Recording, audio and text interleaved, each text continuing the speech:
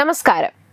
Donald ട്രംപിന്റെ white ഹൗസിലേക്കുള്ള തിരിച്ചുവരവിന് ഇരു രാജ്യങ്ങളും തയ്യാറെടുക്കുമ്പോൾ ഏറ്റവും കൂടുതൽ ചർച്ചയാകുന്ന ഒന്നാണ് യുദ്ധം അവസാനിപ്പിക്കാൻ ട്രംപിന്റെ ഇടപെടൽ എങ്ങനെയായിരിക്കുമെന്നുള്ളത്.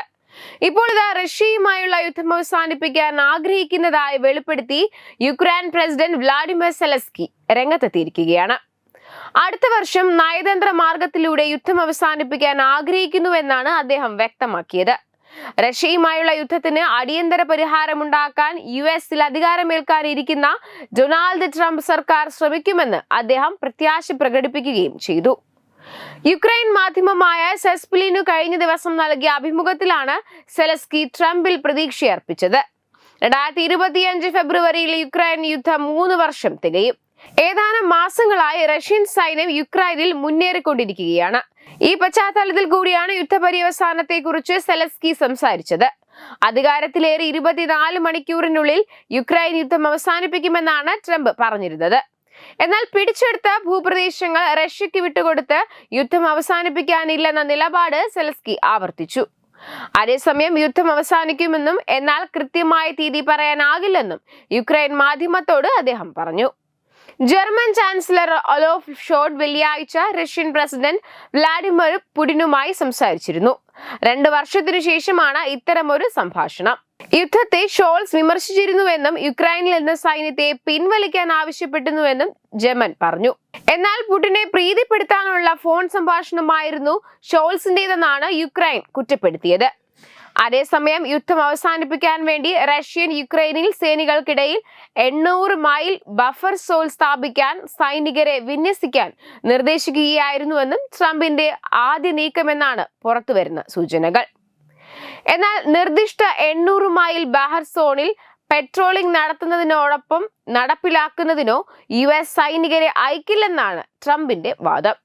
യുക്രൈനിൽ സമാധാനം ഉറപ്പാക്കാൻ അമേരിക്ക സൈനികരെ അയക്കില്ല, പകരം പോളണ്ടുകാരെയും ജർമ്മൻകാരെയും ബ്രിട്ടീഷുകാരെയും ഫ്രഞ്ചുകാരെയും സൈനിക വിന്യാസത്തിന് പ്രോത്സാഹിപ്പിക്കാനിരിക്കും ട്രംപിന്റെ ശ്രമമെന്ന് അദ്ദേഹത്തിന്റെ ടീമിലെ പ്രധാനി പറഞ്ഞതായി ദി ടെലിഗ്രാഫ് റിപ്പോർട്ട് ചെയ്തു. നേരത്തെ യൂറോപ്യൻ പൊളിറ്റിക്കൽ കമ്മ്യൂണിറ്റിയുടെ ഉച്ചകോടിയിൽ പ്രസിഡന്റ് സെലൻസ്കി യൂറോപ്യൻ നേതാക്കളുമായി ബുഡാപെസ്റ്റിൽ കൂടിക്കാഴ്ച നടത്തിയിരുന്നു. റഷ്യയ്ക്ക് ഇളവുകൾ വാഗ്ദാനം ചെയ്യുന്നത് യൂറോപ്പിന് തിരിച്ചടിയാകുമെന്ന് അദ്ദേഹം മുന്നറിയിപ്പ് നൽകി. യുദ്ധമേഖലയിലേക്ക് US സൈനികരെ വിന്യസിക്കില്ലെന്നും ബഫർ സോൺ നടപ്പാക്കാനുള്ള ഉത്തരവാദിത്തം ബ്രിട്ടനും മറ്റ് യൂറോപ്യൻ രാജ്യങ്ങൾക്കുമായിരിക്കുമെന്നും സെലൻസ്കി വ്യക്തമാക്കി. അതേസമയം ട്രംപിന്റെ നിർദ്ദേശത്തെ ബ്രിട്ടൻ എതിർത്തതായാണ് വിവരം. നാറ്റോയിൽ മറ്റെല്ലാ അംഗരാജ്യങ്ങളെക്കാൾ കൂടുതൽ പ്രതിരോധത്തിനായി US ഇപ്പോൾ ചെലവഴിക്കുമെന്ന് കണക്കുകൾ പുറത്തുവന്നിരുന്നു. ട്രംപിന്റെ അമേരിക്ക ഫസ്റ്റ് തന്ത്രം നാറ്റോ സ്ഥാപിതമായതിനു ശേഷമുള്ള ഏറ്റവും ഗുരുതരമായ ഭീഷണിയെ നേരിടുന്നതായും മാധ്യമങ്ങൾ വിലയിരുത്തി.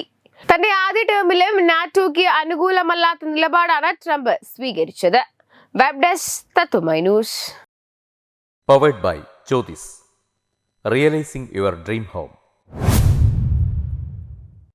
Our ongoing luxury apartments projects are Crown near Karivattam, The Square near UST Global, White Manor near Aattugal Ambalathara, and Evergreens Luxury Villas near Tirumala. Call 90482 55599. Jyothis Building Promoters Private Limited, Thiruvananthapuram. Balaramapuram Sultana ജ്വല്ലറിയുടെ Onam offer. ഏതൊരു പർച്ചേസിനും ഓണപ്പുടവ സമ്മാനം, ഒപ്പം ഓണക്കിറ്റുകളും. 10 പവന് മുകളിലുള്ള വിവാഹ പർച്ചേസുകൾക്ക് പവന് 5000 രൂപയുടെ കിഴിവും, അതിന് താഴെയുള്ള വിവാഹ പർച്ചേസുകൾക്ക് 3000 രൂപയുടെ കിഴിവും, ഒപ്പം സ്വർണ്ണ നാണയങ്ങളും ഗൃഹോപകരണങ്ങളും സമ്മാനം. പഴയ 916 സ്വർണ്ണാഭരണങ്ങൾ മാറ്റി വാങ്ങുമ്പോൾ വിലയിലോ തൂക്കത്തിലോ വ്യത്യാസം വരാതെ പുതിയ ഡിസൈനിലുള്ള 916 HUID സ്വർണ്ണാഭരണങ്ങൾ മാറ്റി വാങ്ങാൻ സുവർണാവസരം. ഈ ഓണത്തിന് പതിവിലും വ്യത്യസ്തമായി അതിശയിപ്പിക്കുന്ന ഓഫറുകളും ഓണ സമ്മാനങ്ങളുമായി Sultana jewellery, main road, Balaramapuram.